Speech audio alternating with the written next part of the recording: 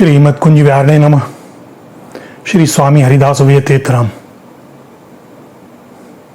जब हमारा जन्म होता है बाल्यावस्था में, जो माँ कहती है हम मान लेते हैं, बेटा ये तेरे पिता हैं, ये तेरा भाई है, ये बहन है, ये चाचा हैं, ये बुआ है, ये ताऊ है, और बच्चा सब मानता चला जाता है। कोई संशय नहीं करता कि माँ गलत बता रही है, कोई प्रमाण नहीं मांगता कि प्रमाण दो माँ, कैसे हुए ये मेरे संबंधी। और बाल्यावस्था से आजीवन वह उन सभी रिश्तों को निभाता है प्रेम पूर्वक। कभी कोई संशय नहीं, युवावस्था या वृद्धावस्था में भी नहीं कि माँ ने बोला था लेकिन कैसे, ना, कोई प्रश्न ही नहीं, माँ ने बता दिया, बस इतना ही यथेष्ट। हम बाल्यावस्था से युवावस्था और आगे तक की जो विद्या अध्ययन करते हैं, पढ़ाई करते हैं, वह भी पूर्व विद्वानों द्वारा रचित पुस्तकों के माध्यम से, और उसमें जो लिखा है गुरुदेव हमें बताते हैं, उसकी व्याख्या करके समझाते हैं, और हम मान लेते हैं क्योंकि ये अनुभूत है उनका। कोई संशय नहीं करते, उसे याद करते हैं, स्मरण रखते हैं, परीक्षा देते हैं और परीक्षा में सफल होते हैं। कभी भी संशय नहीं करते कि भौतिकी के सूत्र संभव है गलत हो, हम स्वयं प्रतिपादित करें। पाई का मान इतना ही क्यों होता है? नहीं, पूर्व विद्वानों ने जो लिखा है वो बड़े शोध और अनुभव के साथ लिखा है, और उसे मान लेने से हमारे विकास के मार्ग खुल जाता है। हमारा बहुत समय बच गया, उन्होंने आजीवन इसके लिए शोध किया था, तो मान लीजिए कितने ही जीवन हमारे बच गए और हम आगे उच्च शिक्षा के लिए अग्रसर होते हैं। अब इसके आगे हमें शोध करना है, अब इसके आगे हमें समझना है, इतना तो यह सत्य है ही।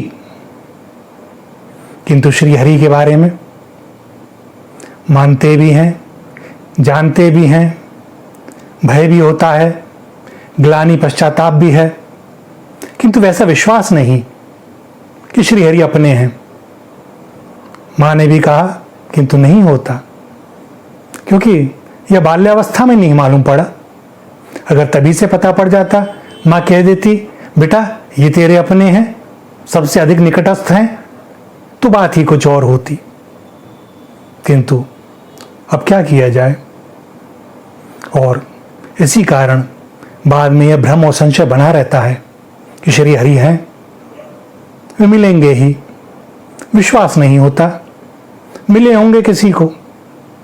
भय के कारण हम दर्शन भी करते हैं, ग्लानि पश्चाताप और जो कुछ पाप कर्म हमारे से हो जाते हैं, उसके लिए हम मंदिर जाना भी अनिवार्य समझते हैं कि उनके पास जाएंगे तो वे क्षमा कर देंगे।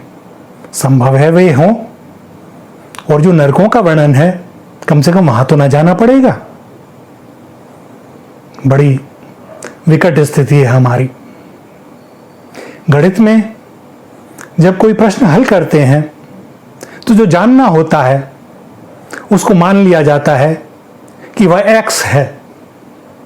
अब जो जानना है वह मान लिया कि x है, तो अब जो फार्मूला है हम उसे लगाते हैं और उस प्रश्न को हल करते हैं, और जो हमें जानना होता है उत्तर के रूप में वह आ जाता है। तो मान लें कि श्री हरि x हैं, और अब अपने जीवन के सारे प्रश्नों को आप सद्गुरुदेव द्वारा प्रदत्त सूत्रों को आचरण में अपनाते हुए अपनी दैनिक जीवनचर्या को व्यवस्थित कर लेंगे तो उत्तर मिल जाएगा। और उत्तर कौन? श्री हरि, और कौन? तो श्री हरि को पाना है तो विश्वास रखें, वे हैं और आपको मिलेंगे ही। कभी कोई सद्गुरु या अन्य कोई श्रीहरि के बारे में कोई नई लीला कथा बतावे तो संशय ना करें कि यह किस शास्त्र में लिखी है, क्या प्रमाण है। श्रीहरि के बारे में कौन प्रमाण दे सकता है? उनकी लीला नित्य नवीन है, जो लिखी गई हैं वो अनुभूत हैं, पहले लिखी गई, लेकिन वे नित्य हैं, चिन्मय हैं, नित्य नवीन लीला करते हैं। तो आज जो संत रसिक जन देख रहे हैं वह तो अभी शास्त्रों में लिखी ही नहीं गई, लिखी जाएगी और 100-200 वर्षों बाद वह पढ़ी जाएगी।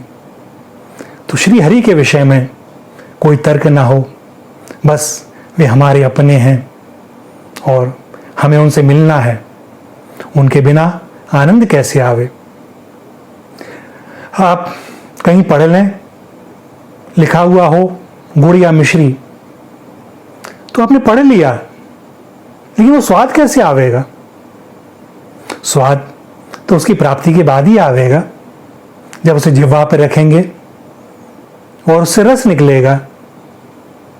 अन्यथा कहाँ मिश्री पढ़ लीजिए, गुड़ पढ़ लीजिए, कोई मिठाई, वह आनंद नहीं आएगा। आनंद तो उसकी प्राप्ति पर, उसके रस के आस्वादन पर ही होगा। तो निश्चित रखें, विश्वास रखें, वे हैं हमारे अपने सुहृद, वे हमें मिलेंगे ही, किंतु हम भी तो कभी उन्हें याद करें, ऐसे जैसे अपने परिवारीजनों को याद करते हैं। घर से बाहर जावें तो जैसे सबको बोल के जाते हैं, एक बार उनको भी बोल कर देखें। आते समय जैसे मिलते हैं सबसे, उनसे भी मिलकर देखें, निहारें उन्हें कुछ देर, कुछ दिन यह क्रिया करते रहें प्रेम से, और आप देखेंगे हृदय से बहुत कुछ कल्मश धुल रहा है, रस प्रकट हो रहा है। तो सद्गुरु की सुने, शास्त्रों की सुने, और सुने ही नहीं, उसे गुने, मनन करें, चिंतन करें, वे अवश्य मिलेंगे। गोकर्ण जी महाराज ने धुंधकारी की मुक्ति के लिए श्रीमद् भागवत कथा का प्रारंभ किया।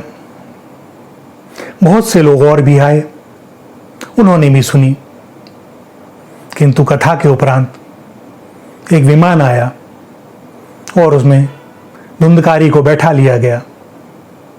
गोकर्ण जी महाराज बड़े आश्चर्यचकित, कथा तो सबको उतारने वाली है, तो एक ही विमान क्यों आया?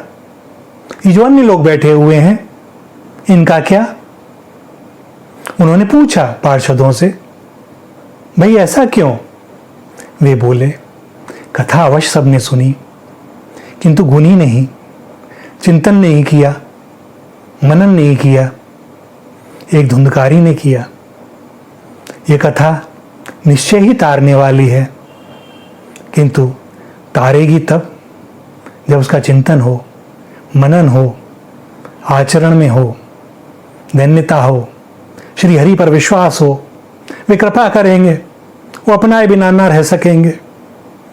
वे ही एकमात्र हमारे प्रीतम, प्राणाधार, जो भी कह लें, जो भाव रुसता हो, जिससे आपका हृदय विगलित हो जाए, और उन्हें प्रकट होने में कितनी देर, उन्हें तो कहीं आना जाना नहीं, वे तो सब स्थानों पर सब समय सुलभ हैं।